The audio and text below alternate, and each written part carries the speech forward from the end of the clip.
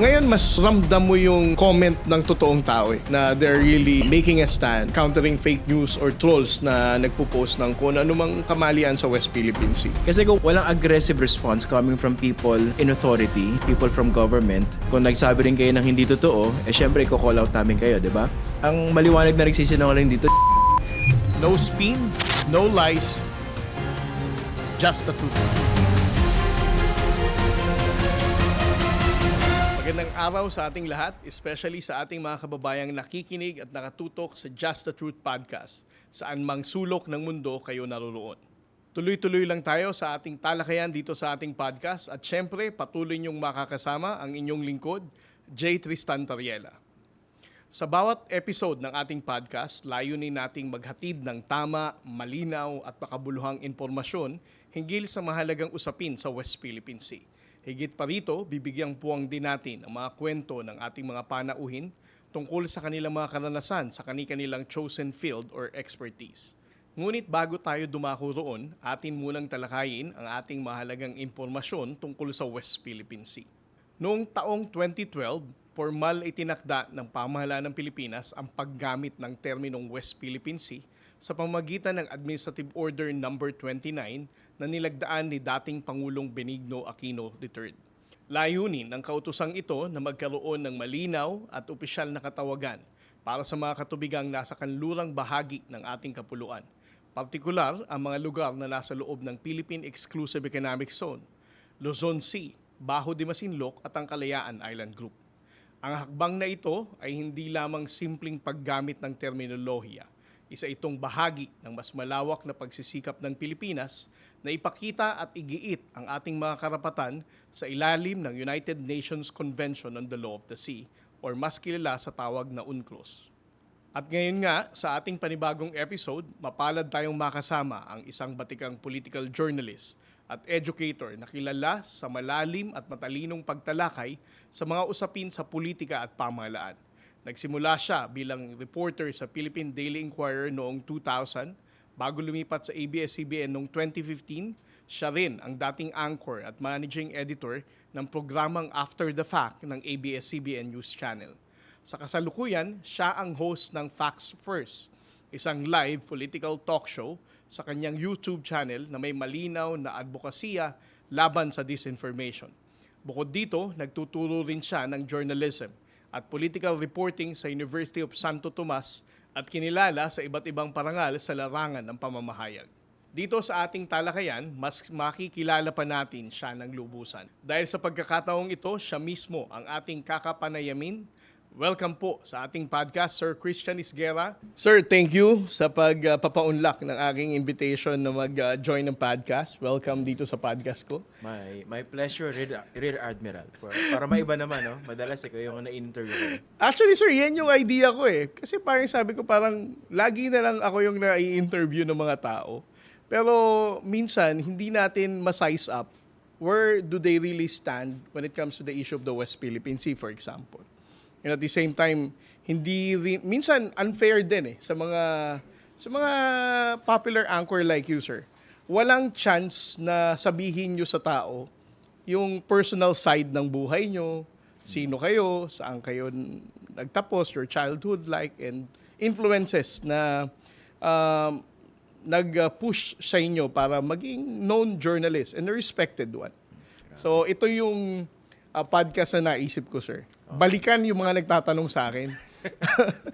Pero congratulations, Rear Admiral J. It's about time na magkaroon ka ng sarili mong podcast, definitely. Napanood ko pala, sir, yung podcast mo with, yung recording, yung show mo with Senator Marcoleta.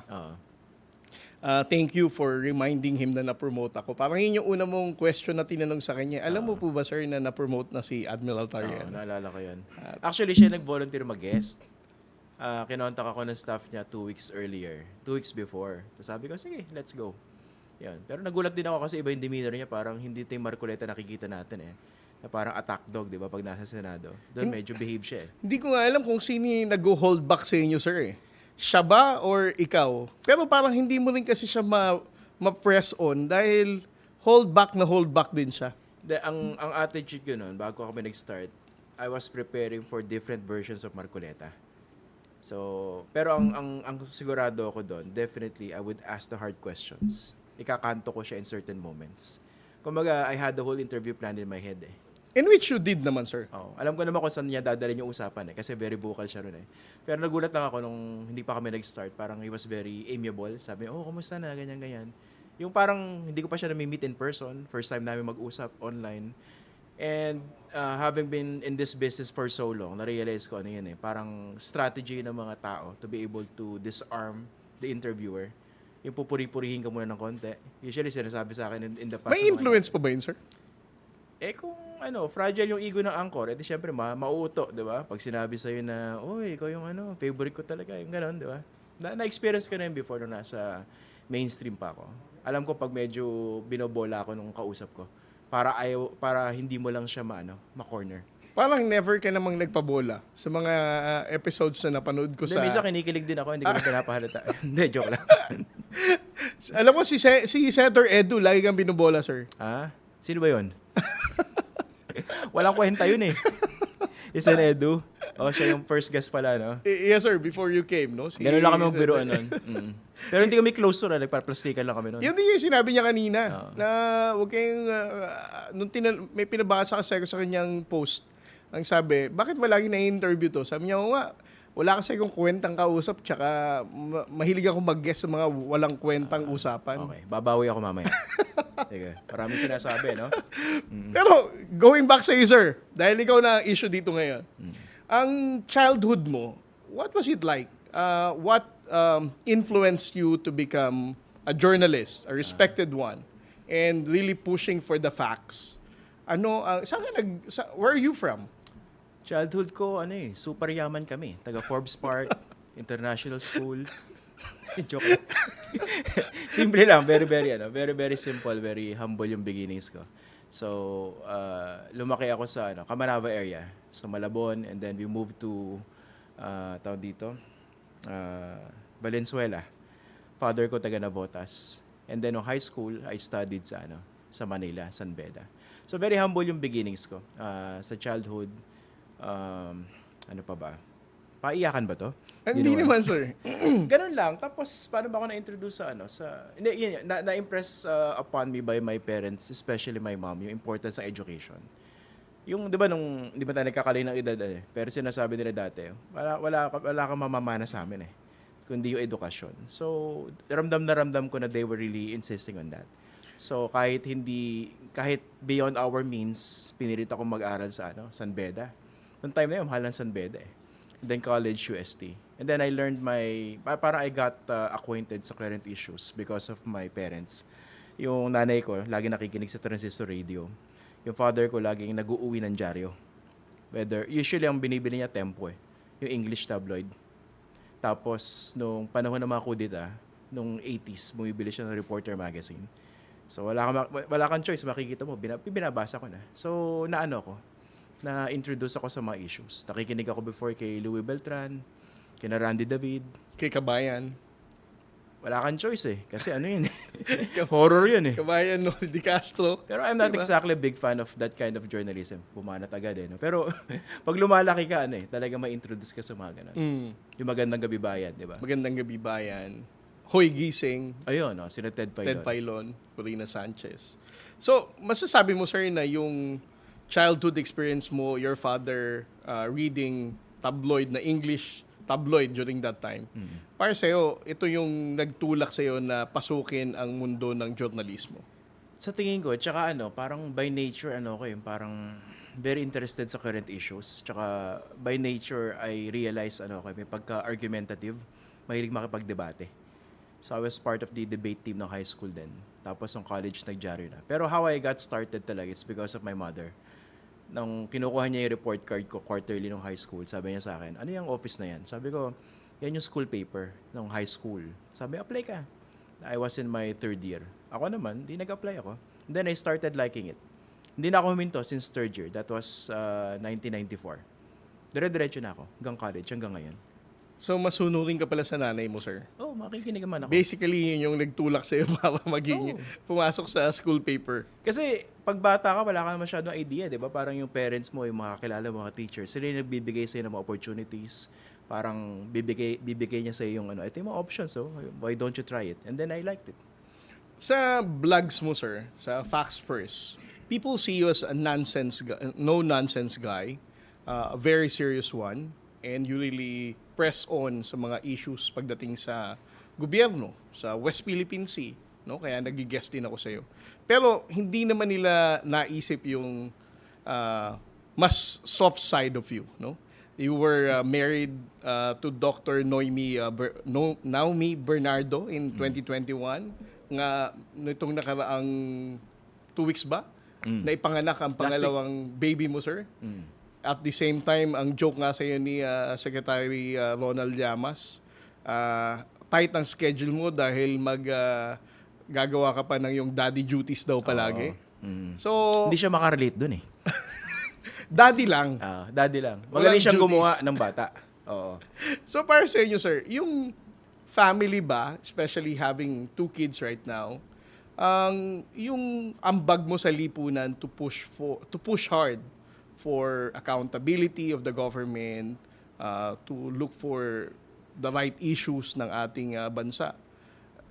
Bilang isang ama, tingin mo, sir, mas naging compelling yung responsibility na gawin mo ito? Yes, so na-realize ko kasi, 'di ba, sa stages ng buhay ng isang tao, parang marami kang realizations eh. Meron kang certain milestones, certain travels, 'di ba? Pag mag-isa ka pa lang sa buhay, of course, iniisip mo na yung sarili mo, siguro parents mo, kapatid mo. Pero pag nagkapamilya ka, mas tumitindi yung sense of responsibility at commitment. More so pa nagkaanak.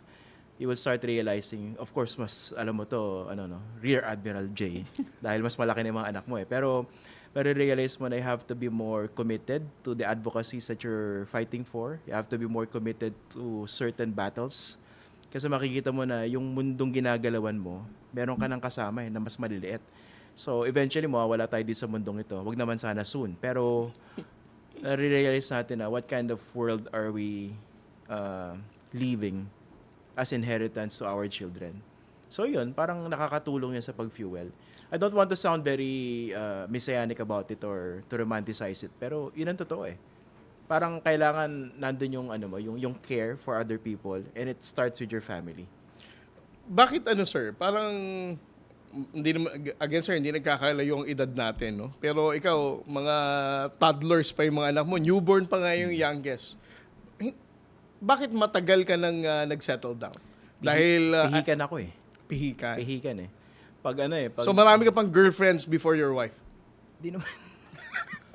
hindi naman sobrang down. So, pinapalabas to. Sabi ko sa kanya, wag siya manood. Nagkaroon, syempre. Pero ano yun eh, paano ba? Malalaman mo pag it's the right time at the right moment na. Ito mo, I'm not making any sense na naman. Bumabawi ka na, sir, para sa misis na mga linyahan to. Hindi, pero, The right person for you. Oo, ganun talaga yun eh. Tsaka, I really prayed for that eh. Kasi minsan, makikita mo parang okay na may relasyon pero ba't parang hindi ka ma-push to move forward? Na ito yung mapapangasawang for the rest of your life. No? And I realized that was the most important decision a man can make in his life. Yung pagpili ng asawa. Yes. Kasi pag minalas ka sa asawa mo, malas ka na habang buhay eh. Wala nang take 2. Hindi, pwede pa naman pala. Pero yung epekto ng kamalasa mararamdaman mo eh. Mabigat. Mabigat. Oo. Sa bagay.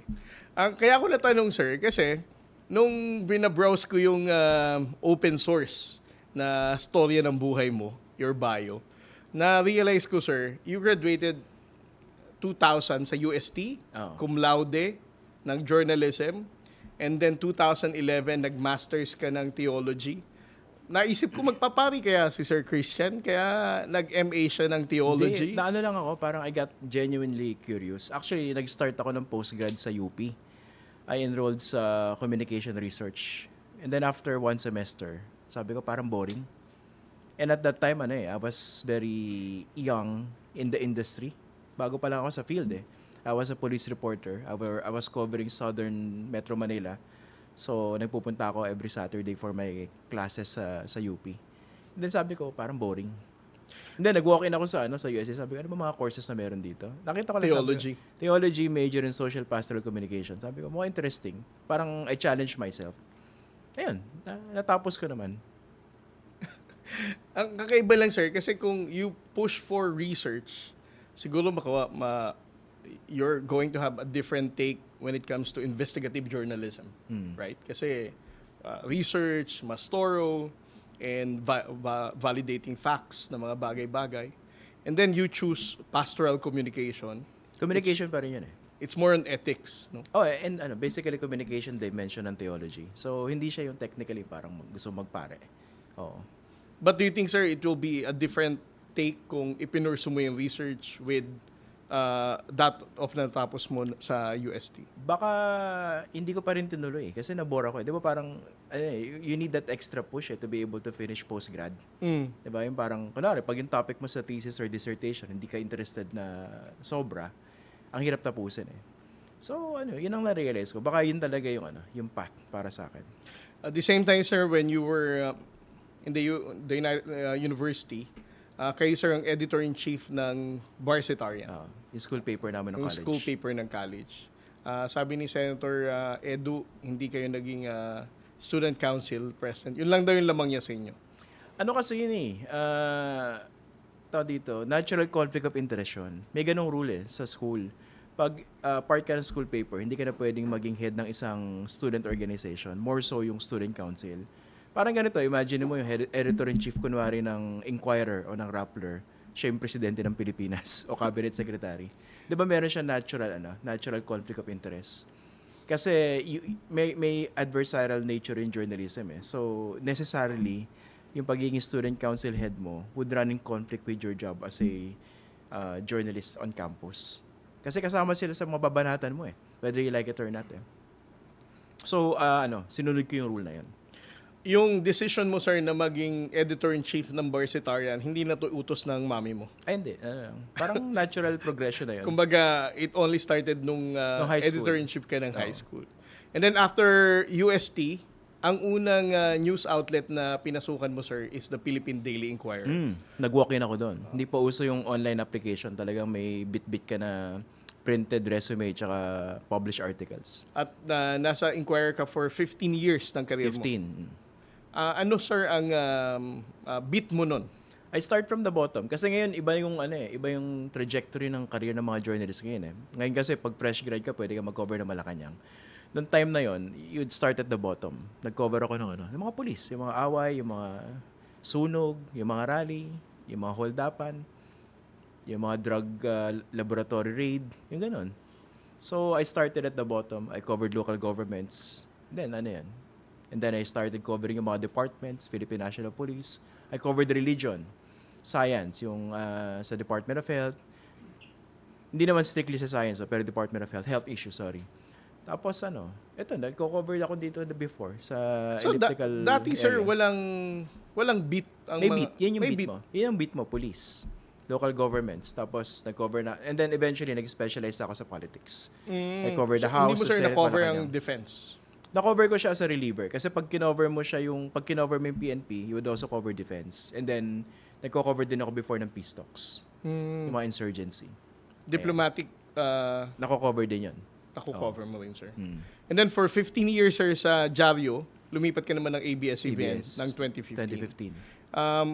Nahirapan ka ba, sir, mag-adjust from a journalist writing sa newspaper at naging anchor correspondent? I had a lot of misgivings nun kasi ang training ko print since high school eh. Pag print kasi hindi ka sanay na humarap ng ganito sa camera eh. Yung you let your byline, your work do the talking for you. Nakikilala ka lang sa byline, yung pangalan sa dyaryo. So nung kinontak ako nung ABS before, sabi niya, would you like to join? Sabi ko, ang misgivings ko noon, sabi ko, ano bang work dyan? So, magre-reporter ka tapos eventually, kung gusto maging anchor. ANC yung kumuha sa akin eh. So, ang misgivings ko noon, sabi ko, makakapagsulat pa ba ako dyan? Kasi honestly, hindi ako big fan ng TV eh. To be honest with you. Mababaw ang tingin ko sa TV eh. Yung para bang nag-a-appeal ka sa senses ng mga nanonood, pero wala siyang lasting impact as far as I was concerned doon sa mga napapanood ng mga tao. Kasi ang theory ko is that when you read, a person uses much more brain cells to be able to ingest and appreciate what that person is reading. Para mag-gets lalo yung substance ng Oo. news. Kasi ngayon, di ba, very distracted yung mga tao, very passive consumers of information ngayon yung mga tao. Kaya nga, marami sa atin nabibiktima ng fake information eh. But despite of such misgivings, sir, pumunta ka pa rin sa ABS. Oh. What compelled you to still join? Nung tinatanong ko before, bakit ka lumipat? Sabi ko, I had no compelling reason to move. Kasi I was covering Malacanang noon eh. Medyo matanda na ako, may sungay na ako na sa Inquirer eh. I was covering Malacanang, the presidency. Sabi ko, walang compelling reason for me to go. Pero there was also no compelling reason for me to stay. So sabi ko, kung patas lang naman, I might as well try it. Lalo nandun naman yung opportunity to still write. Magiging multimedia. So, nagustuhan ko rin kasi marami ako natutuhan tungkol sa broadcast. Tapos, kasi ako very excited when it comes to technology. Kasi as early as 2007, pinag-uusapan namin sa Inquirer yung noong time na yung media convergence pa. Very open ako doon yung making use of different platforms to reach the audiences. So, nag-expand yung horizon ko when I joined ABS-CBN. Hindi naman siya strictly para nakikita ko on cam. When you were in Inquirer, sir, for 15 years, kung babalikan mo, ano yung hanggang ngayon tumatak sa'yo na istorya mong naisulat with the Inquirer? Marami, kasi may mga na-cover ako. Example, ito. Yung tumatak, yung talaga naalala ko lang ngayon. I remember I had this incident in 2012. I was covering the Corona impeachment trial. And then, in-interview ko yung head ng defense panel, si former Associate Justice Serafin Cuevas. I woke up one morning, hearing my name on radio. Binabanatan ng ibang mga anchors na sabi. Kasi in-interview si Serafin Cuevas, dinay niya yung storya ko. Kasi yung story, which was about the banner story of the Inquirer that day, ang story na sinulat ko, hindi ko alam gagawin yung banner story, pero banner story pala. Ang story was, may pressure sa kanya para bumaba bilang head ng defense team.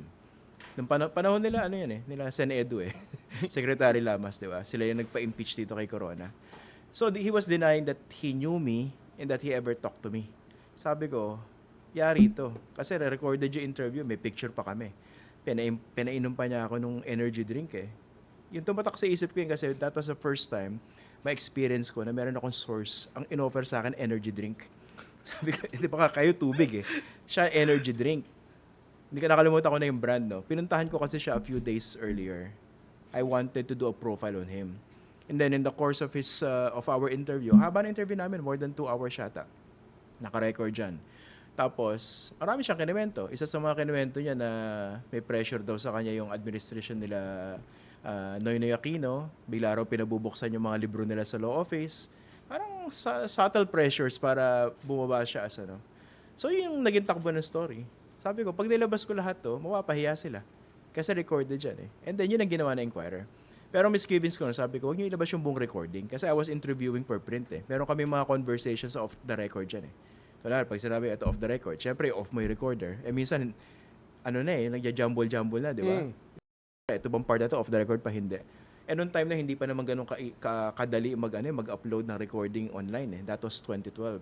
So, yung tumatak sa isip ko, and then, nung nagkaroon kami ng reporters meeting after, sinabi nung president ng company, she had been waiting for that moment na merong mag-deny ng story na Inquirer, pero mapatunayan namin na tayo nagsasabi ng totoo. So, yun, naalala ko yun. Itong mga ganitong instances, sir, na when you were writing as a journalist, disappoint ka ba, sir, sa level of those people, even for the politicians? Sometimes they say something and then the following day they're going to deny. Yun kasi I understand na merong pressure sa kanya from his religious organization Yan ang kwento sa akin ng mga kasama niya sa defense team. Na pressure siya. Oo. Tapos, pero I think par for the course yan minsan lang parang marirealize mo, not him necessarily, no? Mm-hmm. Yung iba bakit bigla magde-deny, di ba? I don't know, may different motivations Pero kasi, kunwari, speaking of political figures or politicians in general, hindi na ganun kataas ang standards. Actually, mababa di ba? Kasi sa dami ng mga kino-cover ko ngayon ng mga na-interview ng mga politiko, iba dyan na-cover ko ng bata pa sila yung mga kaedad ko lang Sabi ko, sira ulo na itong mga to nung bata pa Iba dyan talaga ipokrito na. Iba nga, senador na di ba?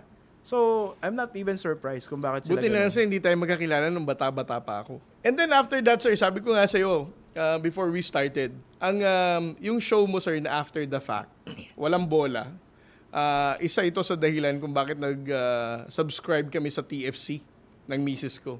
Pinapanood namin ang show mo at of course sa TV Patrol, no? Yun naman lagi ang kumbaga pinaka pangunahing pambenta ng ABS-CBN sa Yung The flagship. Filipino Channel, no? The flagship, no? And again, para sa akin yung After the Fact, mahalagang magkaroon ng mga ganitong uri ng mga shows, no?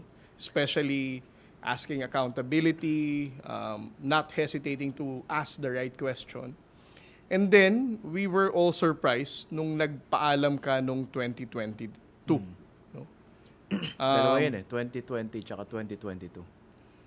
2020, dahil nagsara na ang ABS. Twice ako nasibak Dalawa yung sibakation ko Bakit, sir? Akala ko 22 ka lang talaga. Dalawa kasi yung work ko ron. I was a political correspondent, which was the regular job.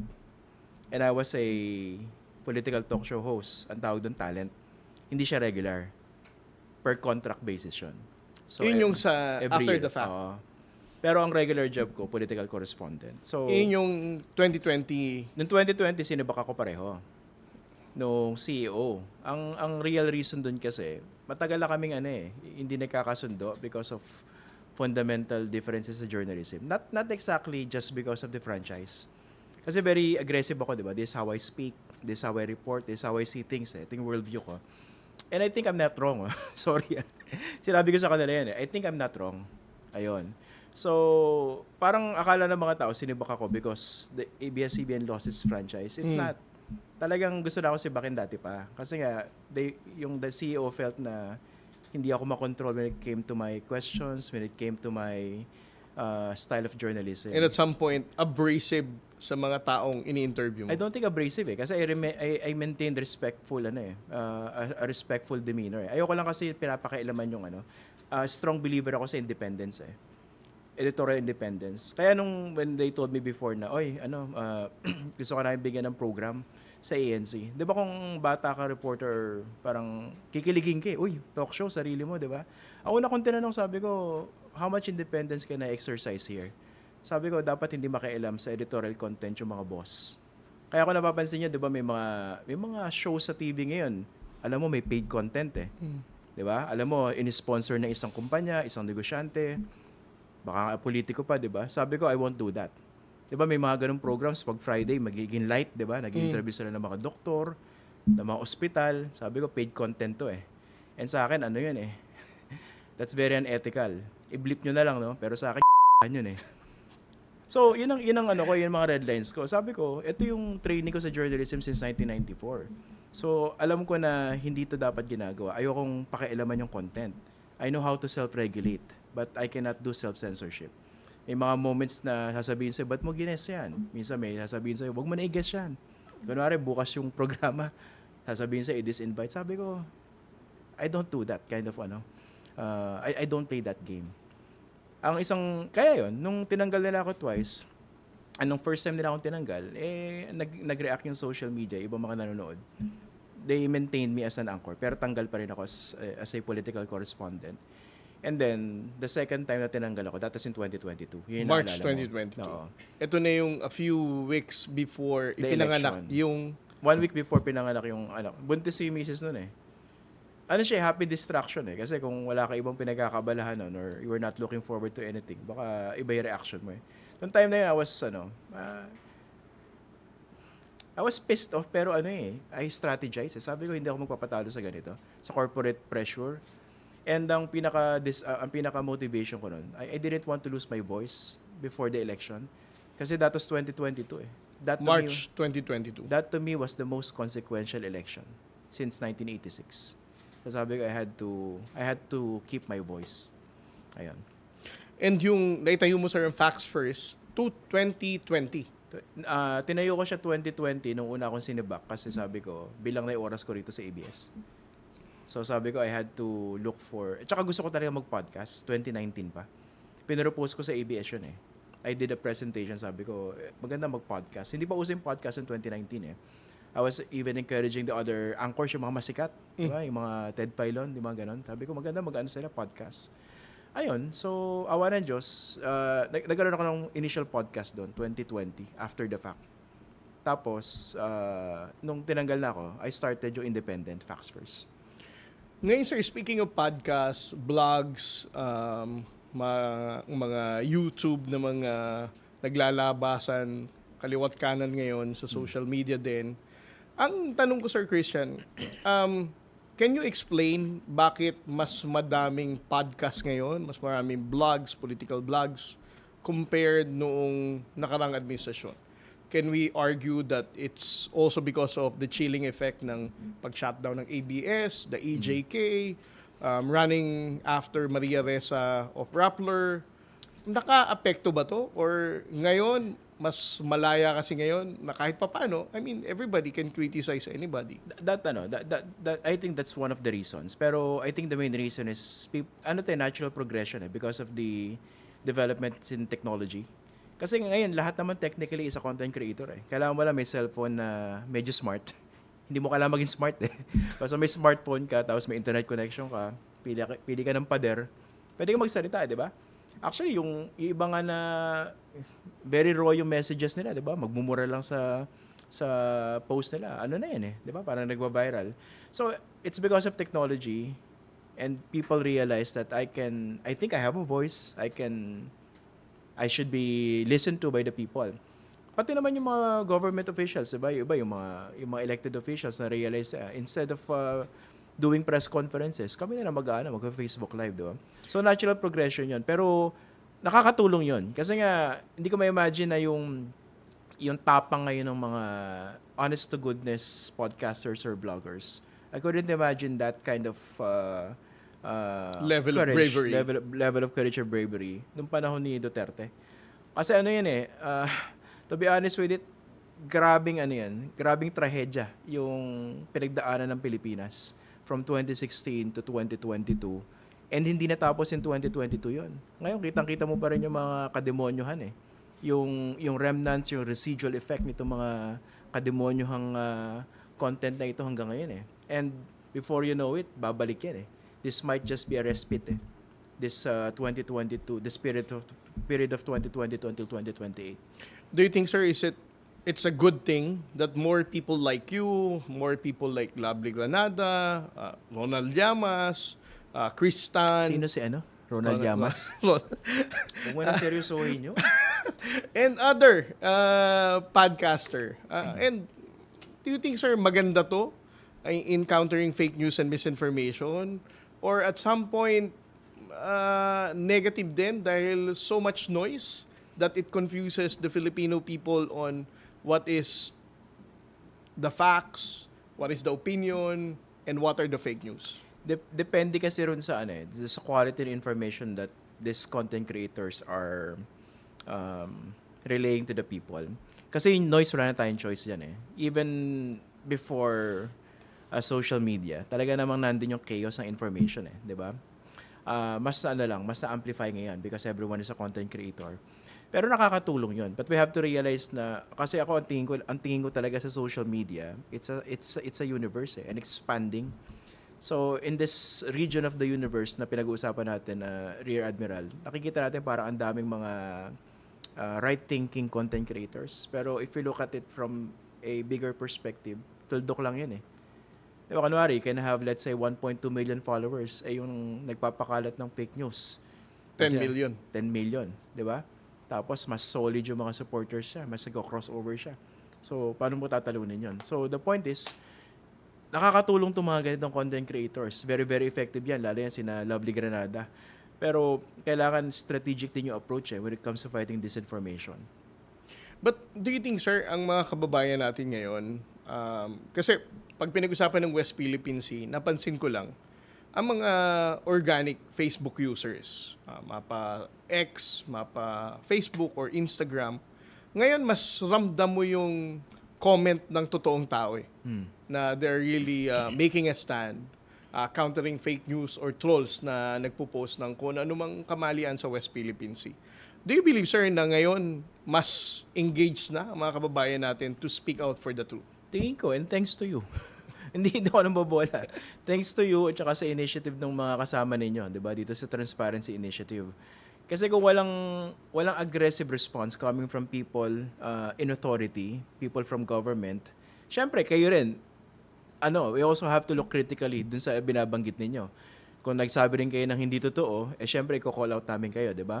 Pero wala naman Ang maliwanag na nagsisinungaling dito, China At saka yung kanilang mga alipores na nagpapanggap na mga analysts, mga nagpapanggap na journalists, pati yung mga Manchurian candidates nila, Manchurian politicians na hindi nagtatago. 'Di ba? So, honestly, I feel mas aware yung mga tao ngayon, mas engaged. Pero kulang pa Kasi if you're going to look at the landscape, paano matatalunin yung Chinese disinformation machinery? Hindi ganun kadali And ang gusto ko nga tutukan dyan, mas lalo yung possibility that, I'm just being polite about it, diplomatic, the possibility that they are tapping certain local candidates, aside from the national candidates, to win in 2028. Kasi kailangan nila ng kakampi. Diba? Ngayon kasi nagulat sila, hindi nila kakampi administrasyon Pero ngayon, sir, napansin mo ba to sa mga estudyante mo? I know you're teaching sa UST. Kasi ngayon, kapag nakipag-engage ako sa mga university students, parang na-realize ko, nung bata pa tayo, ito yung kasagsagan ng TB. Sinasabihan tayo ng mga magulang natin, sir, di ba? Huwag kayo masyado magpapaniwala sa TB, may masamang sinasabi yan, may mga samang ginagawa. Hindi lahat ng napapanood sa TV, totoo. No? Ito naman ang kabataan ngayon na they were constantly warned ng kanilang mga magulang na huwag maniwala sa social media. I think ngayon ang younger generation, mas nakakakilala na sila kung anong factual and they are responsible enough na i-check kung, alimbawa, ang misis ko nga alimbawa may bababasa siyang balita. Tapos, babanggitin niya habang nagdi-dinner kami ng mga anak ko. Iko-correct siya ng mga anak ko na, Mami, that's fake news. Diba? Yung feeling ko ang bata ngayon, well, I'm hoping na the younger generation will be the future decision maker to correct etong fake news and misinformation. Do you agree with me, Sir Christian? Definitely. Kasi yung 'di ba yung mga digital natives and digital immigrants, yung mga bata ngayon, sila yung native 'Di ba? They don't know anything about they don't know anything about the analog setup before. Nakikita natin yan 'di ba? Yung parang reverse education or mentoring. Kunwari, tatanong yung mas matanda, oy, napanood mo ba? Kita mo si ganyan. Fake news yan. Di ba? Ang nag-educate ngayon yung mas bata And I think dapat mas ma-amplify natin, mas ma-encourage, especially in terms of electoral exercises. Kasi, mas lumalaki ngayon yung boses nung kabataan bilang botante. Kung mas ma-harness yung boses nila to be able to deal with this kind of situations. Kunwari, mas masabihan yung mga parents sila, Mami, medyo, wag ka masyado maniwala sa ganitong source, di ba? Kasi mas may access yung mga kabataan. Mas alam nila yung technology, di ba? Mas nakikita, mas naintindihan nila pag meron kang voter education campaign na isinagawa, di ba? Pag may media information, media education kang isinagawa, mas naintindihan nila.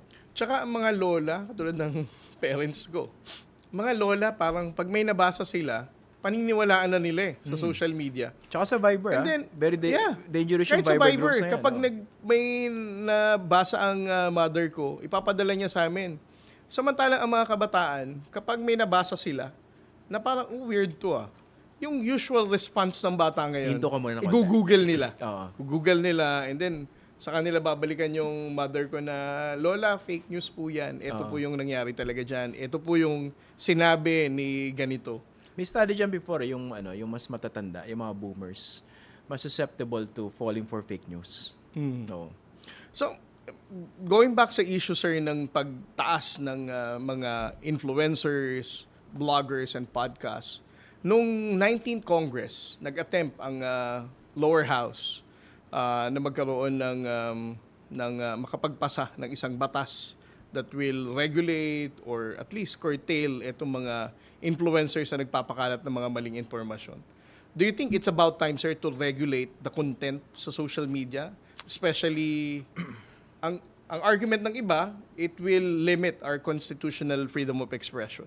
mas natatakot ako doon sa regulation eh. Especially if you look at the people pushing for it. I'll explain, no? Mas nakakatakot kasi 'yun dahil unang-una, hindi ko pa nabasa yung pinakabago nila ngayon, no? Pero ang delikado dyan, sino magre-regulate? Who will be the arbiter of facts and truth? Kulang ba tayo sa resources ngayon or kulang ba tayo sa mga batas na pwede mong habulin yung mga nagpapakarat, let's say, ng fake news about the president? Sobrang garapal yun, di ba? Pwede mo naman kasuhan under existing laws, di ba? Ang problema sa regulation kasi, ang problema rin sa mga politicians na nagpo-push niya, usually knee-jerk eh. If you listen to the arguments by this congressman, for instance, pag nabanatan sila, fake news ka. Pero pag binanatan yung kalaban nila, parang hindi sila masyadong They don't affected. care about fake news or factual It's narrative. very relative, di ba? So, while they want to regulate fake news or yung social media, they have to really look more deeply in the motivations that they have. Kasi nga, nakakatakot dyan eh. Ngayon, pwedeng okay yung administrasyon. Paano kung nandiyan yung batas na yan, palitan ng demonyong administrasyon o na mas demonyong administrasyon, parang binigyan natin sila ng mas malakas sa sandata para i-curtail yung basic right natin to free speech. Doon ako worried eh. Kasi nakita natin yan in 2016 eh. Unang-una tinan nyo, who would argue na dapat meron tayong batas laban sa fake news? Di ba parang pag nag-hold ka ng caravan, sinabi mo sa mga tao, di ba kailangan natin ng batas laban sa fake news? Who would argue against it? Di ba? Approve tayo lahat doon eh. Problema yung detalye. Di ba? Sino magsasabi? And sometimes yung legitimate news, nagsisimula siya sa yung parang doubtful facts. And most of the time, the framers of the law is yung kumukuha ng advantage doon sa sinusulat nilang pwedeng batas. gamitin nila. Ngayon, pwedeng hindi. Pero in the future, pwedeng gamitin sa inyo. Pwedeng gamitin sa akin. Pero ang issue ko naman dito, sir, I mean, naintindihan ko yung point of view nyo pagdating sa kumbaga bias ng mga politician, no? How they can weaponize this law in running after their opponents, no? Pero para sa akin personally, kasi sa issue ng West Philippine Sea, if it is a fake news or misinformation na pinost mo sa social media that undermines our own national security interests, para sa akin ito mahalaga siguro, no? I mean, ito siguro dapat mas bigyan natin ng ngipin kasi it talks about our own territorial sovereignty. Do you agree, sir? Pwede bang kasuhan? Pwede naman kasuhan, for instance, sina tut. Diba? At parang alam ko yung sinasabi eh. Totoo yan. Ako, maintindihan ko yung... Pero pwede silang kasuhan, di ba? Yes, sir. Pero kailangan pa natin na mas matibay na batas eh. Ako, I'm looking at ano bang development dun sa espionage? Wala pa, legislation? sir. Wala pa ba? Hindi pa natin masabing may significant hindi pa ba progress siya, na eh. hindi pa siya gumugulong? May gulong naman, sir, pero hindi ganun ka-significant pa yung niya. Sa akin kasi, this has to be attacked from all fronts eh. Diba? Siyempre, yung long game dito, yung pagde-develop ng maayos na pag-iisip sa mga kabataan natin. Ngayon kasi, sa totoo lang, no, very polarized yung bansa natin eh. And we have to make it a different categorization eh. May mga talagang partisan mag-isip, hindi mo na mababago yung pag-iisip niyan eh, kahit ano mangyari. Miski obvious na magnanakaw itong politiko sinusuportahan nila, hindi mo na mababago yan eh. Parang hindi na sila nag-ooperate based on facts eh. Heavily on emotions. Ganun din naman, let's say, di ba, kahit anong political colors mo eh. Pero yung yung in-between, di ba? Yung mga mas dito, hindi pa sila ganun ka-committed doon sa facts na iniisip nila. Medyo pliant pa, I suppose, yung kanilang pagtingin sa mga bagay-bagay. Doon tayo pwede mag-focus eh.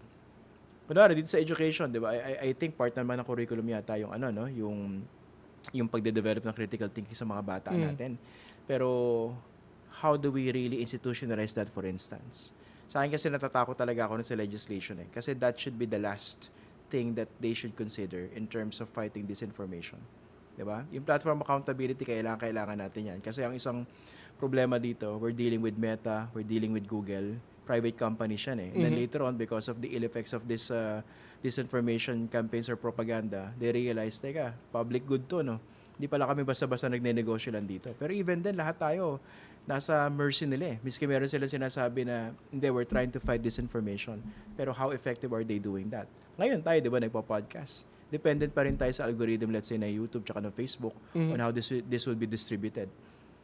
So, Tapos kapag kinapitan ka pa ng mga trolls para maging haha yung mga laugh emoticons na ilalagay sa Facebook mo, di ba sir? I mean, ayan, pwedeng mga yan, di ba? Yan, pwede siguro legislation to go after those that are running troll farm operations. Kasi talagang parang minemess up mo yung discourse eh. Ngayon, di ba, dati, akala natin pag nag-post ng mga comments yung mga tao, we thought that was a legitimate comment eh. Pero ang dami pala ron, talagang made up eh. 'Di ba? Kunwari, ikaw politiko ka, gusto mong sirain yung kalaban mo, meron kang sariling troll army, magpapalabas ka ng inorganic tsaka mga fake sentiments to attack your opponent. 'Di ba? Maraming gumagawa niyan. So, tayo na wala namang access sa ganyan, isipin mo, ay ito na pala yung debate ngayon. But in fact, ilang tao lang pala yung gumagawa nun. So, nagkakaroon different layers of reality that ordinary Filipinos find it very difficult to pierce. Alam mo sir, minsan hanggang ngayon iniisip ko, paano kaya nagagawa ng mga trolls? I mean, minsan random lang eh. Di ba? Ano ba yan sir? Manual? Iniisa-isa?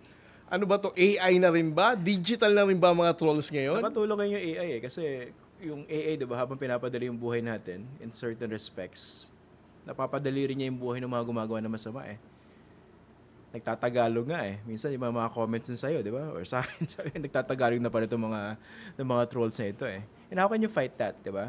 So sa akin I really make a difference. So iba sinasagot ko, yung mga real people na alam mo namang driven by their politics lang. Pero iba, karamihan mga trolls eh. Ang isang tanong ko sa iyo, sir, besides from being a political blogger, journalist, no, nagtuturo ka sa UST. Ano to, sir? Part lang ng commitment mo na magturo sa UST to guide our future journalist, or talagang hobby mo lang magturo, or Wala lang magawa sa buhay. wala kang magawa sa buhay, gusto mo magturo. Una akong nagturo actually. That was my first job technically.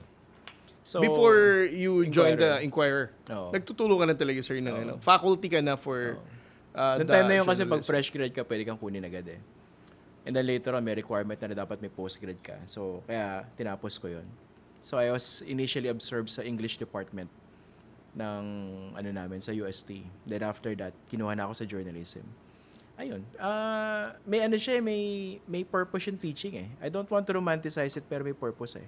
Kasi sa akin, yung deeply intertwined yung journalism and teaching. Kasi both of them educate eh. Di ba? Necessary function yun ng teaching tsaka ng journalism. Kahit hindi tanggapin ng ibang tao. Pag nasa journalism ka, magtuturo ka. You tell people what the facts are, and that in itself is education. And then naalala ko yung turo sa akin ng teacher ko dati, German siya, namatay na sa postgrad program. Sabi niya, when you teach, you multiply yourself in your students. So tumatak sa akin yun.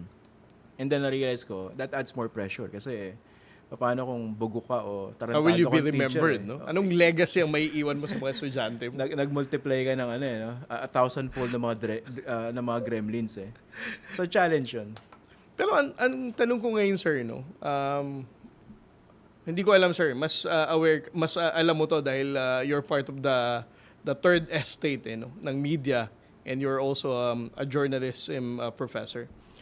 Ang pagkakaalam natin when we say mainstream media, ito yung mga news outlet, newspaper, the radio broadcast. Pero ngayon, lumiliit na ang mga ang tumatangkilik sa mainstream media, no? Majority of Filipinos now get their news sa Online. social media, online. And do you think, sir, this is a good thing? Can you advise your students, for example? Dahil alam naman natin, ilan ba ang gumagraduate ng journalist students, sir, ng UST taon-taon? UST, mga yata. Sabi natin 100 or 80? 180. Not everybody... 80 or 100? 80 to 100, no? So, not everybody can be accommodated by Billionario News Channel, GMA, ABS-CBN, TV5, PTV4, the state media. can you recommend sa mga maayos namang mga journalist student mo na why don't you do vlogging? Paano kung sabihin nilang, paano yan sir, hindi kami part ng mainstream media? Ano yan, very legit question. It's a question that I address. Kasi I also handle a subject yung capstone. So, yun, tinuturo ko yung individual journalistic content creation for them. Pero I tell the students na if you want to do this, no one will stop you. Pero I highly encourage you that after graduation, you join the mainstream news organizations.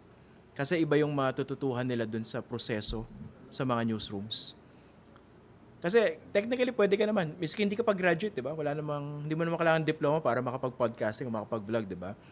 Pero iba yung matututuhan mo ron sa newsroom, yung rigor ng editing, yung marirealize mo na akala ko lahat na natutuhan ko sa school sapat na para maging successful journalist ako. Kasi ang kakaiba sa journalism, hindi, kunwari, summa cum laude yung graduate, hindi ibig sabihin marunong yun. Magaling maghanap ng balita o magaling mag-interview. Kasi magkakaalaman yun sa field eh. Makakadagdag lang ng pressure yun. Ay, summa cum laude ako, pero bakit parang ang tanga ko mag-interview? Bakit hindi ako makahanap ng source? Bakit hindi ko ma-convince tong tao na to para kausapin ako? So, meron siya kakaibang dynamics eh. And then sa newsroom, yung editing kasi, iba pa rin pag na merong second eye na tumitingin sa ginagawa mo. Nakakala mo, tingin ko, ito tama eh. Pero bibigyan ka ng perspective ng mas nakakatanda. Sabihin sa'yo, hindi ganito yung history niyan. Ganito yung institutional memory natin eh, na dapat pagbatayan natin. Tsaka iba yung pakaramdam na nagsulat ka na isang magandang article tapos dumaan sa editor, pangit pala. Pero this practice itself is being challenged now because of AI eh. Diba? Kasi yung estudyante... Ang dami na magaling magsulat ngayon, sir, dahil may AI na. Sinabi mo, Rear Admiral, na-trigger ako ng konti. Ang dami kasi mga komentarista ngayon sa Facebook eh. Sabi ko, ba't ang gagaling magsulat nito? Yan ang project na gagawin ko one of these days, no? Pag sinipag-sipag talaga ako. Gagawan ko siya ng textual analysis, comparative textual analysis. Nung mga post nila before, oo, at ang tsaka post yung nila ngayon, ngayon. makikita mo eh. Sabi ko, makikita mo yung, pag nagtuturo ka kasi ng writing, makikita mo yung patterns eh. Yung short sentences, long sentences, tapos meron mga punchy leads, yung gano'n. Sabi ko, obvious nag-ano to eh. Meron nga ako naharata, Jaryo, sabi ko, hindi naman kilala to na ganun kaganda magsulat sa social media, pero ngayon, napaka-ano na eh, parang very sarcastic, very very colorful mag-post. Sabi ko, nag-AI to. Ang sa akin lang, wala nang pumipigil sa kanila mag-AI kung nag-AI sila. Pero they have to be transparent about it. Diba? Sabi nila, this was written with the assistance of AI. Oh. Wala nang pumipigil sa kanila eh. Or this was actually generated, wala akong opinion dito whatsoever. Hindi nga inedit eh. Ito kasi ito yung worry ko dyan, Rear Admiral. Sipin mo, lahat nag-AI. Eh di saan tayo gumagaling? Hindi sa pagsusulat eh. Gumagaling tayo sa pagsusulat ng prompt. So, Di ba? O na, sabihin mo sa Gemini, I want to do a commentary about, let's say, the arrest of Zaldico. Oh. Pwede mo pagawa sa AI yun eh. Tapos if pero fine-tune ganun mo ng bang ka-specific yung current events na meron sa mga... Pwede kasi data lahat yun eh. Ngayon kasi mas nakakatulong yung AI definitely, pero nakakatulong din siya to propagate more fake amplification in terms of messaging, 'di ba? Para lahat gumagaling eh. Kumbaga yung basic natin, yung basic skills natin in terms of thinking, in terms of writing, pwedeng nagsasuffer because of AI eh. Pero going back to my question kanina, sir. Kung 80 to 100 ang mga students mo na gumagraduate, not every single one of them will be accommodated ng mainstream media. They can. Pero ang suggestion ko talaga, mag-start sila sa mainstream. Siguro get some few years of experience Bago sila Oo. vlogging, At kung hindi podcast. naman sila pinipigilan ng news organization nila habang nandun sila, pwede silang mag-podcasting if they can, di ba? Minsan kasi may restrictions eh. Actually, yung challenge sa mga mainstream news organizations, miski sa abroad. Kunwari, dyaryo ka, sikat na sikat, meron kang brand, di ba, sa ibang bansa. Kukuha ko ng podcaster or isang sikat na social media personality to join me for a collaboration. Ang ginagawa ng iba, i-develop natin yung sarili nating talent. Pero may mga pagkakataon na yung talent nila, pag na-develop nila, umaalis. Nagtatayo ng sarili at dinadala yung brand. So yung audience sumasama. So nag-suffer, di ba? Iba kasi yung appeal yung personalization of information for our audiences. Ngayon, di ba, kunwari, ikaw, Rear Admiral J, Pwede bang rear ad na lang? Haba eh. 'Di ba, mas effective ka ngayon dahil you speak directly to the people, 'di ba? You have your own content kesa yung nakadepende ka sa press conference. And then sa press conference, pwede namang angguluhan yan eh. Minsan mapofrustrate ka, sabi, teka, hindi mo yung sinabi ko, ba't parang naputol? 'Di ba? Ngayon, you're in control of your content. Oh. Pero it doesn't mean na hindi pa rin mahalaga yung ginagawa ng mainstream news organizations. Kasi sila yung nagbibigay din ng tamang perspective supposedly tsaka context to sa mga sinasabi ng mga talking heads from the government. Siguro para sa akin, Sir Christian, the reason why I'm asking dun sa mga estudyante mo, kasi para sa akin, for them to understand na they can also do something in countering disinformation. Oh, definitely. Na kahit mag-vlog sila as a journalism graduate, at some point, mas maayos naman siguro magiging content nila kumpara sa mga trolls na walang ginawa kundi magmura, gumawa ng kwento, manira ng gobyerno, magpakalat ng pro-China content na narrative nila. So, I agree doon. siguro yun lang, sir, yung I definitely ipinupush ko sa question na to. Lumalim pa yung sagot ko. No? Agree ako doon, agree. Kasi imagine, kung ang mga naging estudyante mo, na naging idol ka, Sir Christian, at nag-decide silang mag-vlog or mag-podcast, at nakatutok sila dun sa pagpapahalaga mo ng facts as journalist. So kahit wala sila sa mainstream, Totoo. alam nila yung basic foundation of journalism. I agree. Tsaka maganda sa UST, ako kasi ang tinuturo ko ngayon, ano ba? Actually, media ethics eh. Pero naisisingit ko pa rin eh. There was a point na diniscuss ko yung basics ng West Philippine Sea issue. Especially, di ba may isang legislator na nagpupumilit na maghanap ng mapa. Kasi marami nako-confuse, di ba? Pag una mo na dinigyan, wala tayong mapa, no? Hindi sa atin yan. Tapos, di ba, kinonfuse yung Spratlys doon sa West Philippine Sea, sa exclusive economic zone natin. Tapos, there's another faculty member sa UST, si Manny Mugato, Pulitzer Prize winner. Ang tinuturo niya subject naman, covering special issues yata or special subjects. Ang tinuturo niya, covering national security. So, tinuturo din niya yung how to cover the West Philippine Sea. So, nung na-realize ko yun, tinanong ko yung mga estudyante, maganda yan. Di ba? Saang subject ba tinuturo yung issue ng West Philippine Sea? Hindi lagi yan, di ba? So, yun. Na-equip sila kahit papano dun sa mga basic details. Regarding sa podcast mo, sir, gustong-gusto ko yung title ng podcast mo, Facts First, no? Yung laptop ko nga, kapag nakikita mo, nagpe-press ko na ako, nandun yung sticker na-touch mo. ako eh. May nagsabi sa akin eh. Facts first, pinadala diba? sa akin yung picture eh. Pero ang slogan talaga ng show mo, sinabi mo na to a lot of times. No holding back. No holding back. And democracy dies in disinformation. Diba? And true to that sense of slogan, wala kang ginawa, wala kang pinalagpas sa lahat na nag-guess sa'yo, na nagpapakalat ng misinformation. I hope. You really hold them accountable. Kahit si Secretary Ronald Llamas sinasabihan mo na, fake news yan, di ba? Pero, Inaasar ko lang. pero yun nga yung point ko, no? Pero, despite of that, may mga nagko-comment. Kahit sabihin nating mga organic Facebook user to, mga na nagtutroll sa'yo, na nagsasabing, hindi totoo rin ang nasasabi mo or nagiging content mo. How do you respond to all this? Depende Does sa it even bother you pa rin? Depende sa mood ko. Pag may mga patola moments ako, sasagutin ko. Pero tinitingnan ko kasi kung totoong tao, pinupuntahan ko yung page nila sa Facebook. Pag hindi naman nakalock, minsan nakikita ko medyo mas malambot yung puso ko sa mga matatanda na nangaaway. Kasi pag punta ko sa Facebook nila, ito yung pattern niya. Ito yung common denominator. Lagi meron silang picture ng santo, Mama Mary, for instance. Hindi naman meron silang religious image. Catholic ka, sir? Tapos meron silang Bible verse. Tapos ang sinashare nilang content dun sa mga hyper-partisan news creators. Tsaka yung mga DDS news organizations. Parang basang-basa mo na kung bakit gano'n sila mag-isip. Pag ganun, medyo mabait ako sa kanila. Iniintindi mo na sila? Oo, sila, biktima sila ng kinukonsume nilang information eh. Ayun. Pero iba, ito recently kasi may death threat ako doon, nabuisit ako eh. Easter Sunday 11:25 PM. Patulog na ako eh. Totoong tao to, sir? Totoong tao. Hindi pa nga siya nag-hide eh. Talagang proud pa siya sa death threat niya eh. Kaya pinatulang ko eh. And sabi niya sa akin, ano ba yun? This is not a threat. Pag nakita kita, mamamatay ka na lang. Ayun. Taga saan to, sir? Taga Pasig. Pasig. Oo.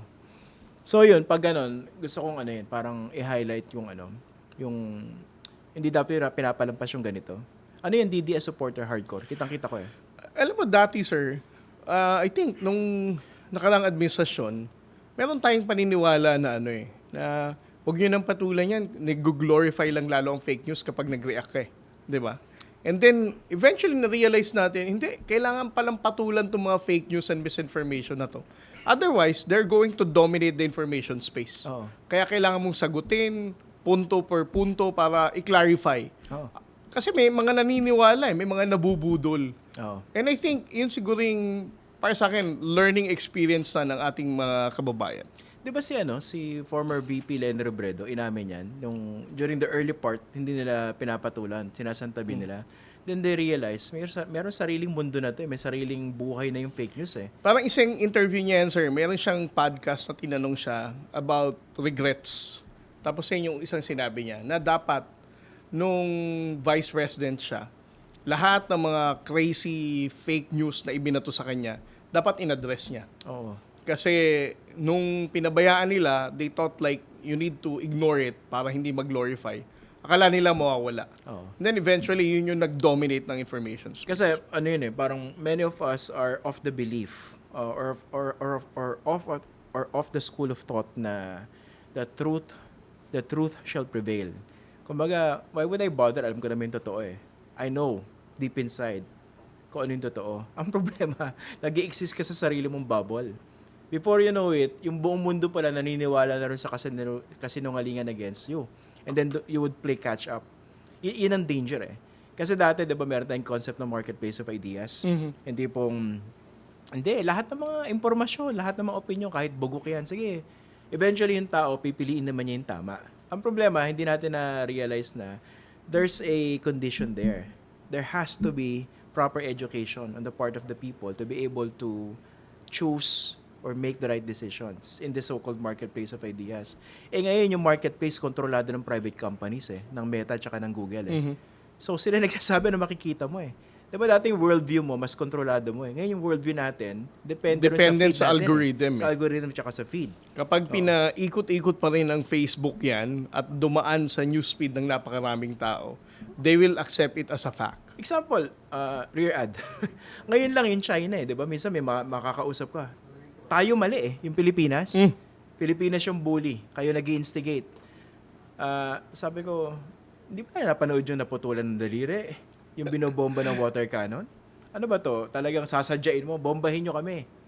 Para talaga meron kaming propaganda. Pero yun kasi nababasa nilang propaganda coming from the other side. Yun yung nadidinig nila sa mga politicians na Pinoy, pero pro-China. Kaya ako, Sir Christian, every time na may magsasabing social media influencer, politiko, senador, mayor, or kung sino pang kongresista na nagcha-challenge ng posisyon natin, sinasagot ko talaga point by point. Kasi I agree with you. Kung hahayaan natin to, maapektuhan ng algorithm ng mga DDS trolls, kakapitan nila, kokomentan, and then ito na yung magdo-dominate ng algorithm. Kaya I need to respond back and without hesitation. Tsaka hindi na tayo pwede mag-rely dun sa idea na, hindi, baka naman makonsensya itong mga politiko na to. Wala na yun. We're way past that. Walang konsensya yung mga yan. Doon sila sa kung saan sila makikinabang. Politically or even financially. Napapabuntong hininga na lang ako, sir. Pero, mas kawawa ka nga Para sa akin, sir, sa mga nakikinig sa atin, na mga aspiring to be journalists, aspiring to be bloggers, and podcast host, ano ang ibibigay mong advice sa ating mga kabataang Pilipino who really wanted to, with a very good objective of spreading the right information? And sa akin, don't jump into this field without a clear mission as well as vision. Parang if you feel that you just want to be famous, you want to be seen, you want people to talk about you, that's not the motivation. Or perhaps you want to monetize. Masyado nang magulo, masyado nang nabababo yung public discourse natin. And if you think you can contribute in terms of pushing the right information, then go for it. Magtulong-tulong tayo. Kasi kailangan natin yung ganung support eh. We need that kind of network and support system. Kunwari yung mga fresh grad, di ba? Ngayon talaga, di ba, nagpupunta ka sa mga schools, no? I also had similar experiences kasama sa mga napapag-usapan yan. I'm even surprised. West Philippine Sea. So sabi ko, kayo yung boses nyo. Idagdag nyo. Kesa matalo tayo by default dito sa mga walang yang ito. Kasi before you know it, ramdam na natin lalo. Sa iba kasi parang ang layo ng issue ng West Philippine Sea eh. Parang kailangan yata tumaas pa ng matindi yung presyo ng isda natin. At saka tumaas ang presyo ng langis. Ng langis. Para natin ma-realize na, oo nga no, kung sana pala nakipaglaban tayo ng mas masidhi dati. Kung hindi tayo bumoto sa mga pro-China candidates, kung hindi tayo naglagay ng Manchurian candidate sa Malacanang, baka sana hindi natin nararamdaman ito. Now the challenge is how do we make that connection? Yung nangyayari doon sa West Philippine Sea, dito sa iniisip o dapat isipin ng mga ordinaryong kababayan natin na hindi taga Sambales, hindi taga Pangasinan, hindi malapit, hindi taga Palawan, hindi malapit doon sa issue. Diba? Yun yung gap that we need to work on bridging further. Siguro madagdag ko lang, Sir Christian, yung yung if you're going to be a voice to spread the right information, para sa akin, yung content mo, it should not be something that will polarize our society. Yung uniting para sa atin, yung makakapagkaisa tayo for one good reason as a country. Not because you're a fanatic ng kung sino mang politiko or idol mo sa pelikula etong politiko na to kaya Sino yan? susuportahan mo, right? 'Di ba? Dapat ganoon eh. Kung Baka yun yung idol ko dapat kung mag-join ka sa conversation sa mga ganitong diskurso, dapat ang ipoprovide mo information that will awaken the sense of patriotism, that will unify our country, at mas ma-educate ang ating mga kababayang Pilipino na kailangan nating bumoto ng tama. Ito pahabol lang, no? Ang ganda rin sinabi mo, Rear Admiral, no? Ang problema lang, magaling din itong mga nasa kabila eh. Hindi naman nila sasabihin sa mga supporters nila na, dapat kumampi tayo sa China eh. Hindi eh. Ang ginagamit nila yung second layer, kita nyo itong mga nasa kabilang side. Gusto nila makapaggera tayo. Paano pa nagkagera? Di kawawa tayong lahat. Talagang hindi nag-iisip yung mga yan eh. War freak. Who would argue against it? Di ba? Pero the underlying message is actually pro-China. Yun ang yun yung barrier that we have to address eh. You have to topple. Hindi nila sasabihin na, pro-China kami. Di ba?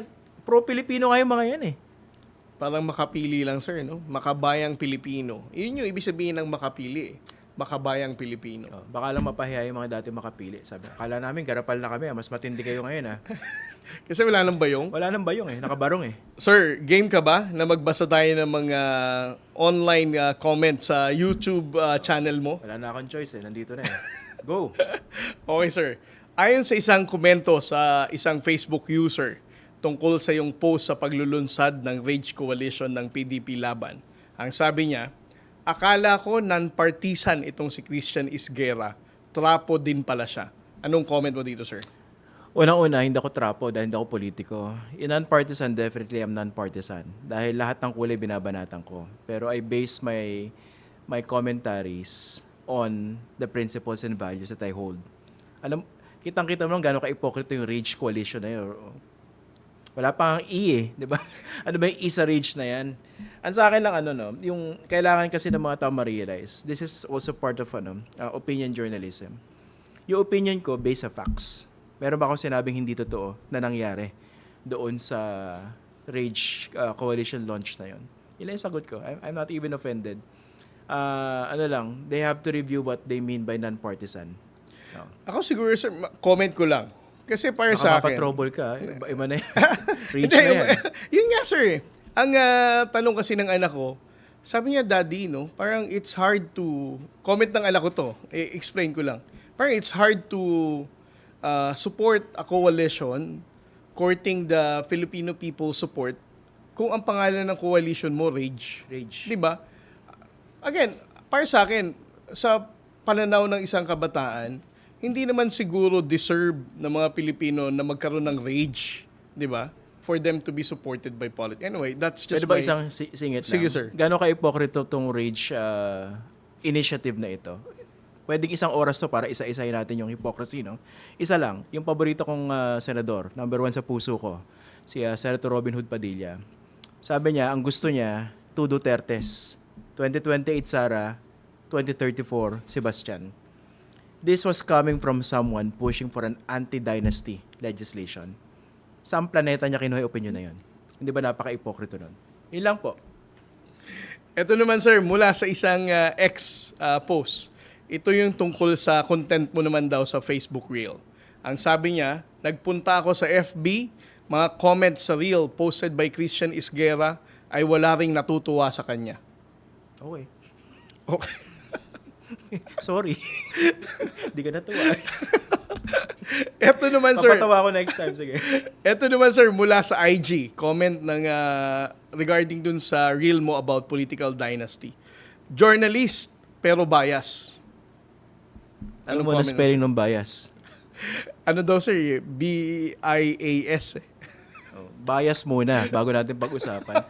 And then sa akin, ito kasi, no, ang iniisip nila, no, tinuturo ko to sa school yung idea na yan, yung comment na yan, basically propaganda yan Pero ang pinanggagalingan yung idea na yan, passive objectivity. Hindi pong, ano yung passive objectivity? Yung parang nganga ka na lang, titingnan mo as things are unfolding. Kunwari, may nakita kang pinapatay sa harap mo. Nakita mo siya yung pumapatay. Sasabihin mo, teka, objective ako, paano ko i-report to? May dugo may nawala ng buhay. Hindi mo pina-point out na merong aggressor, merong biktima. Okay? Yan, napaka-specific ng example na yon. Kasi sa buhay natin, 'di ba, sa lipunan, merong clearly aggressor, may nangaabuso at merong inaabuso. Pero in many respects, merong gray area.